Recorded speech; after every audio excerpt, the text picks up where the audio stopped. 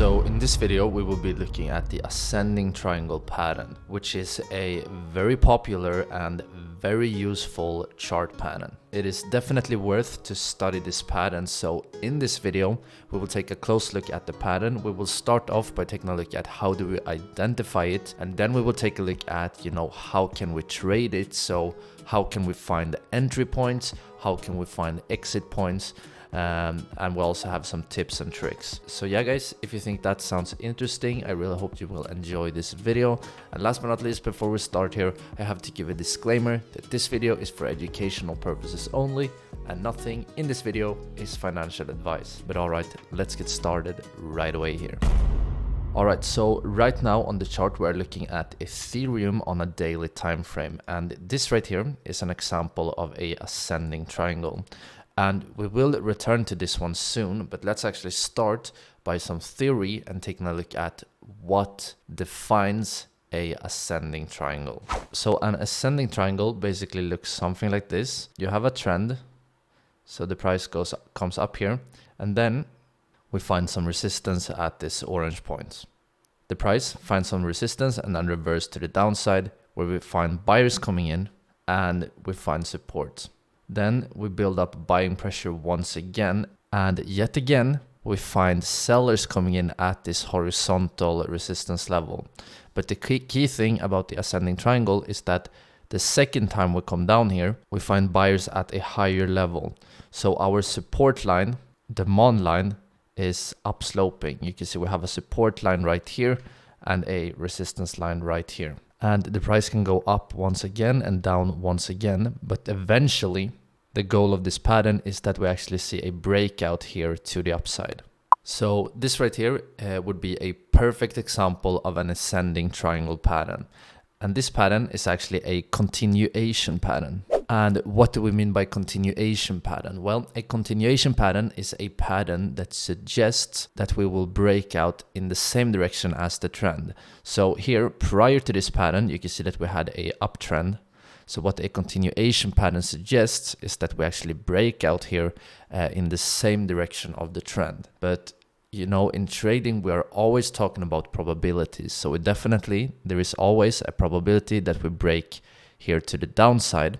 And if we do that, this pattern can actually act as a reversal pattern as well. But the most common thing is that we break out here to the upside, and therefore this is called a continuation pattern. Let's take a look at our example and see why this is an ascending triangle. So as you can see here, in this case, Ethereum, just as we showed recently, had an uptrend. It went up, and then we saw sellers coming in, we found resistance, came down here, found support at a higher level than our previous support. Then we went up here, found resistance at the same level once again, went down here, and yet again we saw buyers coming in at a higher level. So we have a upsloping support line. And then when we finally broke this resistance level, we saw a very, very respectable force here to the upside. So this was almost a perfect example of an ascending triangle. One important thing to notice here is that most of the times when you look at charts, your patterns will not be perfect. In a perfect world, all ascending triangles would look like this one, or even more clean. But when it comes to real trading, they're often, not that perfect.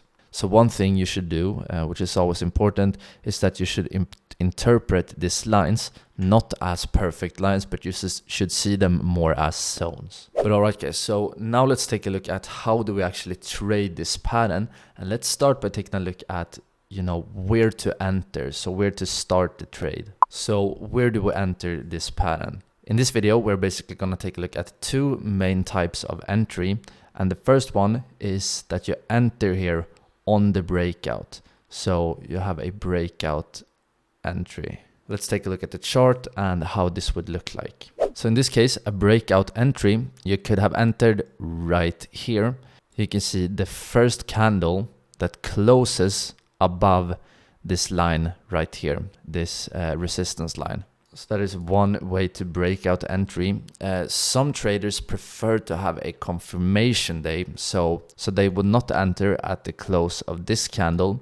they would wait for one more day.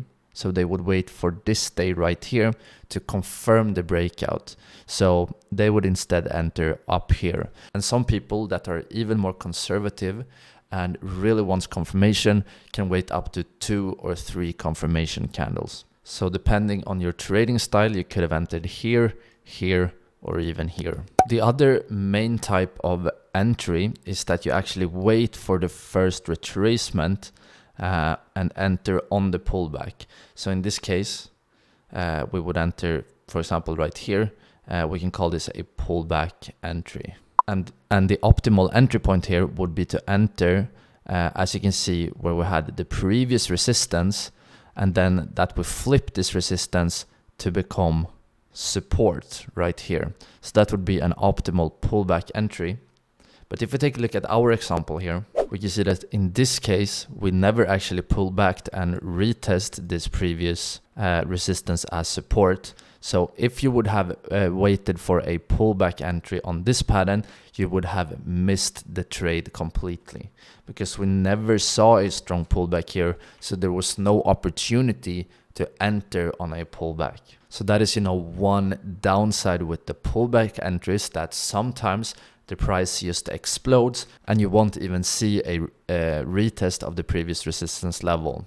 The nice thing about the pullback entry is that if we actually get a pullback and you manage to enter, at the previous resistance, then you have, a lot more upside here. You get a cheaper entry point than if you, for example, would have entered up here at a breakout and some confirmation candles. But all right, so now last but not least, let's take a look at some profit targets. Let's jump into the chart and take a look at how we can measure some profit targets.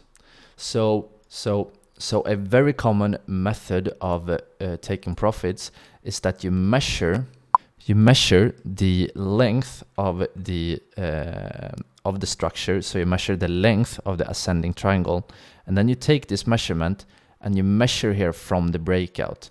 This is what we call the 100% measured move, and in this case, your profit level would have been up here. So this is one way of taking profits, that you measure the triangle, you take the measurement, and then you measure from the breakout. And let's say, for example, as we talked about in the beginning, this pattern can also break to the downside. So if you would have traded this pattern but taken a short, so if you would have betted against the market, you can use the 100% measure move to measure your target here on the downside. So down there, you would have taken the profit. Another way to take profits is that you use your own risk to reward ratio. So let's say you take a long position right here, and you have decided that you have this your stop loss just below the previous low right here. And if you have a risk reward ratio of 3, your target level would have been all the way up here. So there are a couple of ways to take profits, but the 100% measure move is probably the most common one, and a easy to use and good method in my opinion. But alright guys, that's pretty much it for this video. If you feel like you got any kind of help or value, then please consider dropping a like.